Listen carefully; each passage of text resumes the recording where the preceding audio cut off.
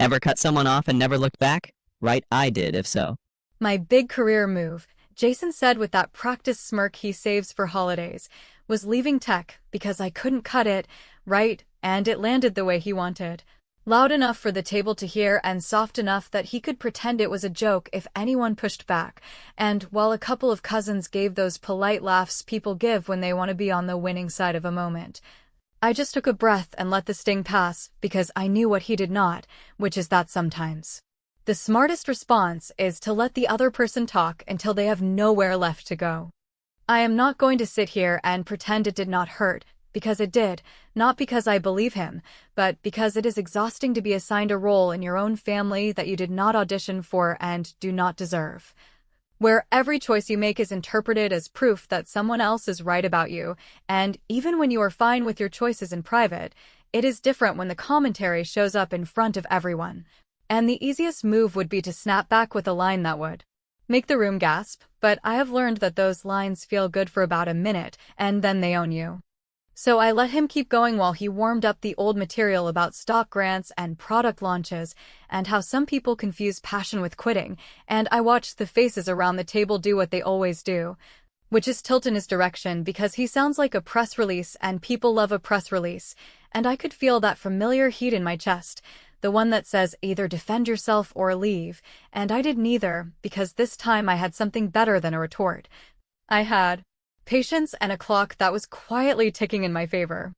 Here is what no one at the table knows in that moment, and yes, I am aware of how smug that sounds, but stick with me because I am not going to brag, I am going to explain, which is that I did not leave tech because I could not cut it. I left because I could cut it, and it was cutting me back, and when your days start feeling like you are auditioning for approval from people who forget your name the minute you stop performing, you either double down and become a version of yourself you do not like, or you leave and build something you can live with, and I left, not to chase a fantasy, but to get my time back and see if the thing I had been sketching in notebooks for years could be real enough to pay rent. The part Jason always edits out when he tells my story is that he watched me grind for months with no safety net and no guarantee, and instead of asking how I was, he kept sending me job postings with little winks attached, as if every meetup and investor call and late-night debug session were cute experiments I would drop the minute a manager waved a badge at me, and I let him, because I did not want to sell my life to him for validation, I wanted to buy it back for myself. Which sounds dramatic, but it is the boring truth. At the table, he reaches for another line and I can see he is about to pivot into the greatest hits about my resume gap and how the smart money never leaves the building, and I cut in, not with a speech, but with something very small and very ordinary. Because sometimes the cleanest way to puncture a balloon is not a knife, it is a pin, so I turn to Grandma and ask if her tablet is still giving her trouble with the banking app, and she says yes and starts apologizing like it is her fault, and I say it is not her fault, and I take the tablet and, while Jason is still talking, I quietly fix the two-factor issue he promised to handle last month, but never did, and I log her in, set a proper recovery method, show her the steps on a sticky note so she is not dependent on anyone next time, and hand it back while the confirmation chime is still on the screen. Grandma smiles in a way that actually reaches her eyes and says thank you, and the table shifts just a little, because you can tell a story about who you are all day long, but when someone sees a result with their own hands, the story starts to wobble. And Jason tries a laugh and says he was going to get to it this weekend, which is adorable considering he has been saying that for weeks, and I do not say a word about that because there is nothing I can say that would be better than the quiet look Grandma gives him that says please do not promise me things you do not plan to do. If you want to call that revenge, fine, but to me it is more like alignment, because I am not out to humiliate him, I am out to stop agreeing with a version of myself that exists only to make him feel taller, and yes, there is a bigger thing happening in the background that I am not ready to put on the table yet, and maybe that restraint frustrates you, but I promise there is a reason, and it is not because I am afraid to own my work, it is because timing is everything, and I have learned the hard way that you do not throw gasoline on a spark when you can wait for the right wind and watch the fire start itself. So I keep my face neutral and my voice even, and I ask if anyone wants coffee, and while I stand up to pour it, I catch my reflection in the kitchen window and I think, you are not the failure sibling. You are just a person who walked out of a room that did not fit and built a different room from scratch, and if some people cannot see it yet, that is fine, because the door they think you closed is about to open on a hallway they did not know existed. And the only thing you have to do to win this moment is nothing, absolutely nothing, because the next move is already on its way, and when it lands, you will not need to say a thing. If you have ever had a sibling who turns one favor into a running joke that travels through every holiday like a party trick, you will understand why the smallest thing can feel like a leash. Because years ago when I walked out of my job and spent a few months living like a human instead of a product, Jason floated me a short bridge of cash with the kind of flourish that says this is not a gift. This is a receipt I will wave around whenever I want to remind you who is the adult in this family. And every season since then he has folded that moment into his routine about my so-called gap year, painting it like I wandered off into a field while he stayed in the arena. And people laughed because the story is neat and easy to repeat, and because I never corrected the record, not because I could not, but because I was busy building something that did not require a chorus. What he never noticed while he was doing his greatest hits is that I was learning how to breathe without asking for permission, and I was also quietly turning that messy sketch of a product into a service that real clients paid for, and yes, it was unglamorous. And yes, I ate the kind of stress that makes you question whether pride is just another costume for fear, but week by week it stopped being a dream and started being a calendar full of calls with people who did not care about my resume gap, and did care whether a stubborn problem would finally move, and in those calls I recognized a feeling I had not felt since college, the feeling that I was actually good at the thing I was doing rather than good at surviving the politics around it. Jason, who is nothing if not consistent, kept right on treating me like an anecdote that proves his point about discipline, and he sprinkled in updates about his promotion path and the vesting schedule and his title inflation. And when I did not rise to the bait, he escalated to a more public version of the bit, sliding comments into the family group chat with screenshots of headlines that had nothing to do with him, but carried the mood he wanted, which was winner energy, while attaching little digs about keeping busy with your hobby, and I would love to tell you I was a saint, but the truth is I kept a folder where I put those screenshots because I wanted a clean record of how often he mistook humiliation for humor, not because I planned to use it, but because I needed proof for myself when I started to doubt whether I was overreacting. So before the dinner where he warmed up the room with his line about me leaving because I could not cut it, I did something that felt like taking a stone out of my shoe, small and stupid and absolutely necessary. And I drafted a short note that said thank you for the early bridge. Here is the principal back with interest calculated at a simple rate that beats inflation, but does not insult the concept of kindness. And since you enjoy telling that story, I thought you might enjoy this version even more, and because I could not resist the part of me that values outcomes over monologues, I added a receipt for a donation in his name to a local scholarship fund that pays for girls to attend summer coding camps,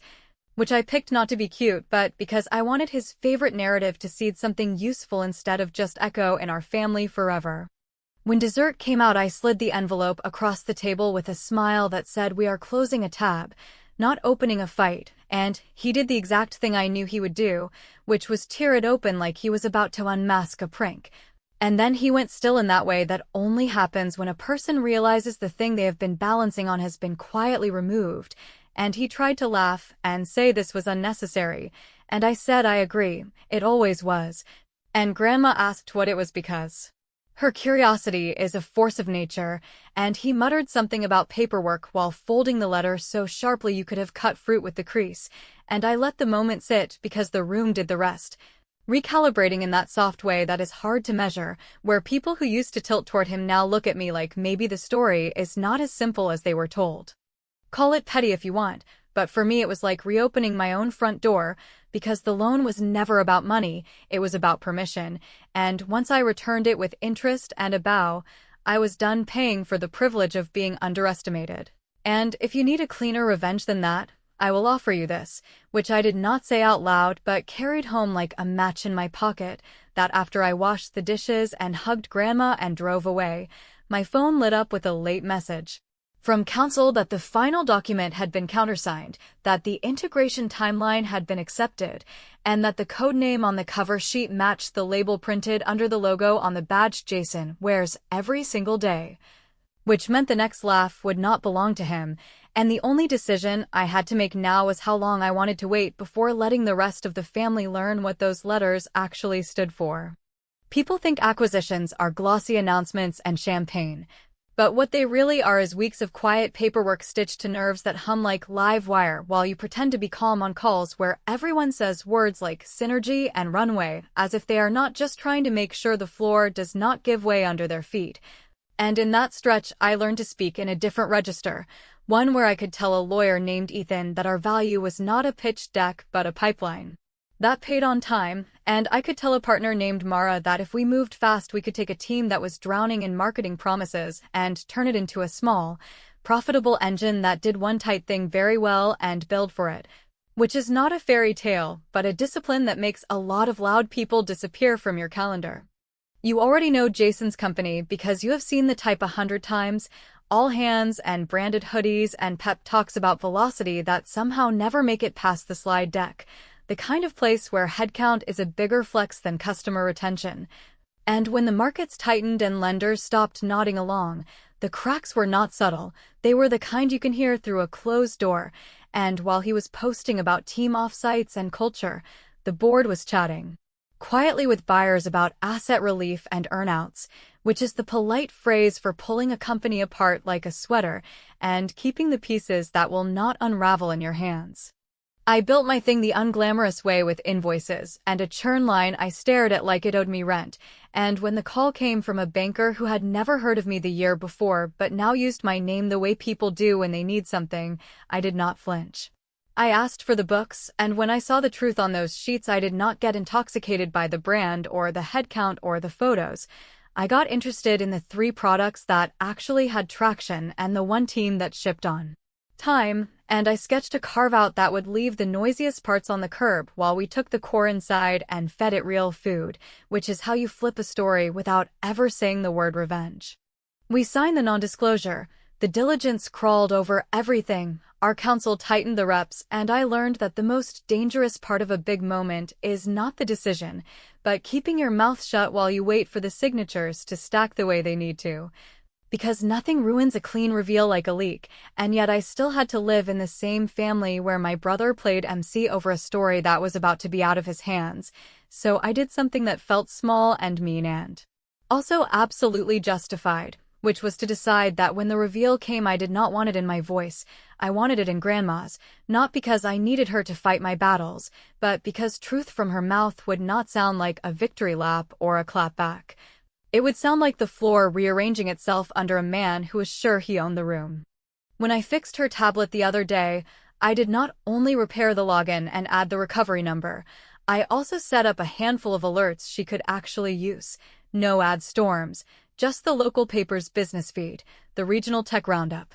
and the investor notes for companies flagged under our family name, which meant that if a press release with my company's name and a familiar logo crossed the wire, she would see it in plain words without anyone having to explain the joke, and that was my version of a chess move that looks like making tea, a helpful act with a fuse attached, kinder than a speech and sharper than any comeback I could deliver at a table.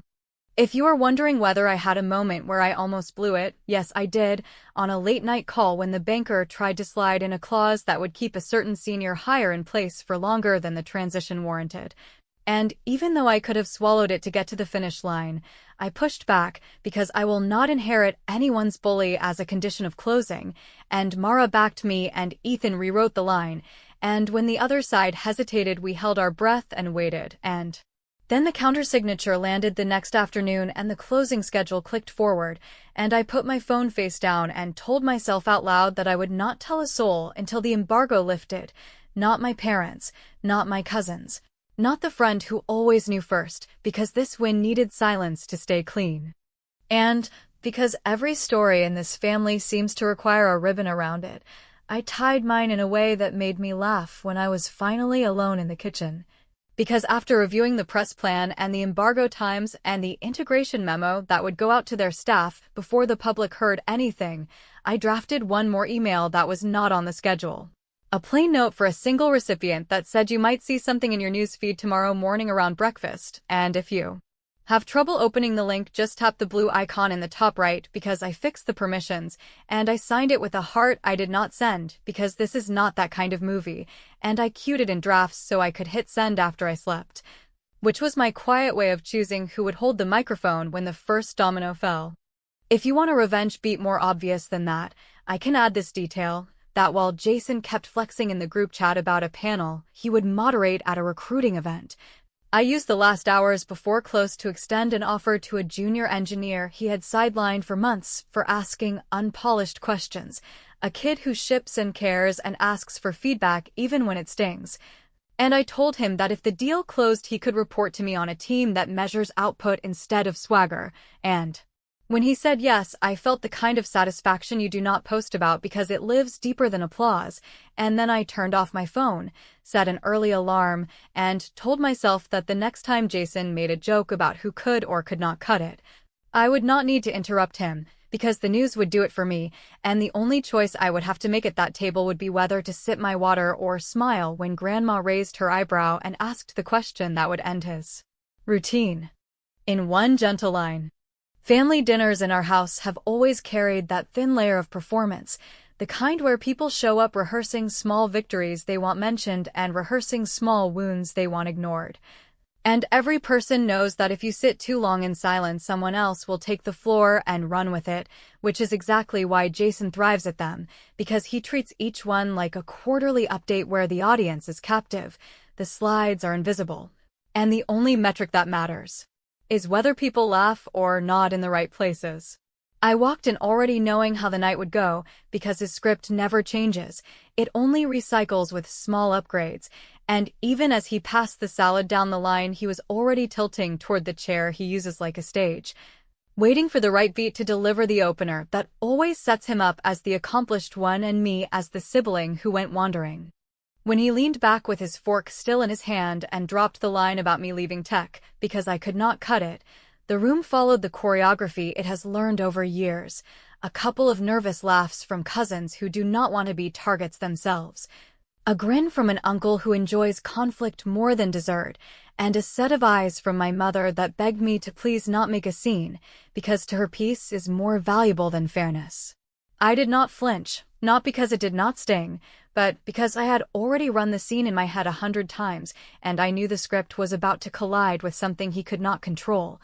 So I let the silence after his words stretch a little longer than usual, and I just sipped my water, which unsettled him more than a sharp reply ever could, because he thrives on immediate pushback, and when he does not get it he starts over-explaining, which is exactly what happened as he leaned forward and repeated himself in different words like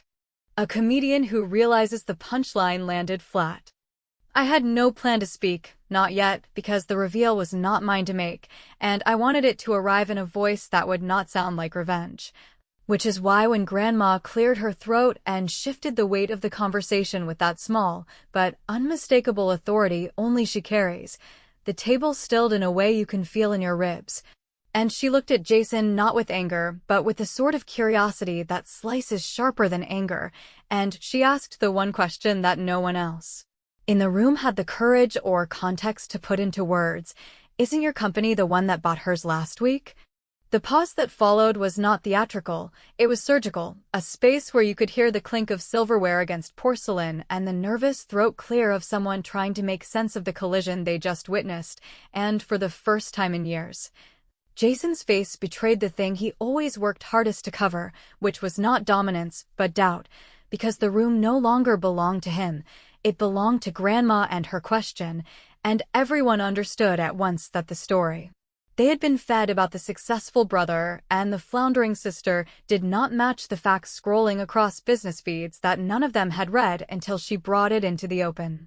Jason tried to laugh, he really did, and he muttered something about technicalities and integration and how these deals are complicated, but the damage was done, because the room had already shifted, and even my father,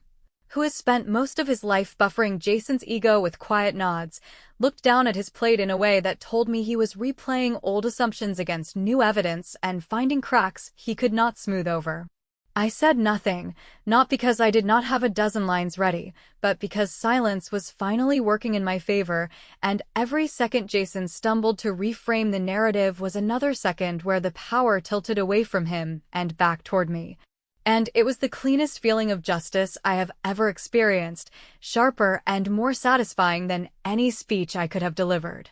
The conversation eventually limped forward into safer ground, an aunt asking about a cousin's school play, someone making a joke about pie, but the energy never returned to Jason's corner of the table, and when coffee was poured he sat unusually still,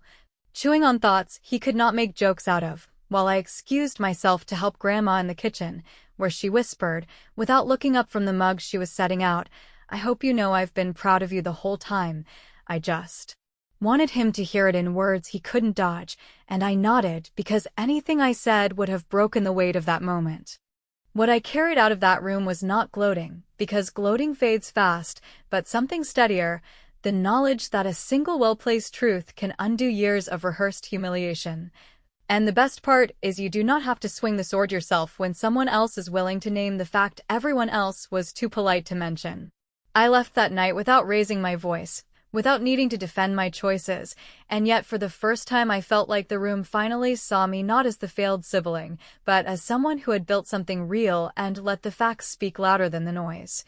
And while Jason sulked behind his performance smile, I knew the fight was not over, but I also knew that for once, I was no longer the one on trial. The morning after that dinner arrived with the kind of quiet that makes you hear your own breathing, and, before the kettle finished clicking off, my phone lit with a call from Jason that did not bother with hello. Because he launched straight into the tone he uses when he is trying to manage a crisis, insisting that Grandma had misunderstood the announcement and that what happened was routine and temporary and not at all what it sounded like. And I listened without interrupting until the part where he tried to tell me that our names appearing together in a headline was a coincidence, at which point I said his favorite word, which is fine, and then I told him that I would be happy to explain the difference between a rumor and a signed schedule of closing events, but that I would prefer we speak after he had read the internal memo his company had sent the night before about the carve-out and the leadership contact for the transition, and when he said he had not seen it yet, I suggested he check his inbox and call me back if he still wanted to talk, because for once I did not need to fight with him to be heard. I only needed him to read what his own badge gave him access to. He called again an hour later with a voice that had dropped all the jokes and none of the pride, asking whether I had engineered the dinner reveal on purpose and whether I enjoyed humiliating him in front of people who never forget anything. And I told him the truth, that Grandma had asked a question on her own because she reads the alerts I set up on her tablet, and she prefers facts to gossip, and that if he felt humiliated, he might want to talk to the part of himself that counted on me never having anything clean to point to, because the piece that cut him was not my words, but the end of a story he had been telling for years, a story that did not survive contact with a simple line of news text, and I reminded him, gently but firmly, that I had returned the bridge money with interest and closed that tab before the deal even cleared, so there was no balance left between us to fund the next round of jokes, only the option for him to decide what kind of brother he wanted to be now that the easy version of me no longer existed. For the rest of that day, the family group thread behaved like a street after a sudden storm, questions piling up and then draining away as relatives tried to figure out how to talk to me without sounding opportunistic. And I kept my answers short and warm because I was not interested in rewriting the past in a fight. I was interested in protecting the people who would cross the bridge into my world with clean feet, which is why I spent the afternoon on calls with the team we were bringing over, repeating the same promise to every engineer and product manager who asked whether they would be safe, that I do not measure people by volume or titles, or how easily they can sell a room on their own importance. I measure them by output and kindness and whether they ask for help when they need it and give help when it is asked of them. Late that evening, I sent a single offer letter to the junior engineer Jason had sidelined for being earnest, the kid who kept showing up with scrappy pull requests and wide-open eyes. And I added a note saying that his first project would be to lead the migration of the one product that actually kept customers loyal, and that my only requirement beyond hitting the schedule was that he name 2 other people who deserved a seat at the table and had never been invited, and when his acceptance popped in minutes later, I felt the exact kind of satisfaction I wanted from this whole saga, not triumph over a person, but momentum toward a culture where work feels like work instead of a tournament. Jason did not apologize, because apologies are foreign currency to him, but he did ask if there was any place for him in the new structure, and I told him that, in theory, I would interview anyone who applies, including him, but that I would not skip the process or bend the bar, and that if he came through the door it would be as a contributor judged by what he ships rather than how he sounds at dinner, and I could hear him recoil, and then catch himself, and after a long breath he said he would think about it, which I accepted without ceremony because I have no interest in staging a scene where he begs and I play benevolent queen. I only care about building something that outlasts this argument. Before I slept, I did one last small thing for myself and no one else, which was to forward the donation receipt from that scholarship fund to Grandma with a line that said the girls who take those classes will never know our names, and that is exactly how I like it.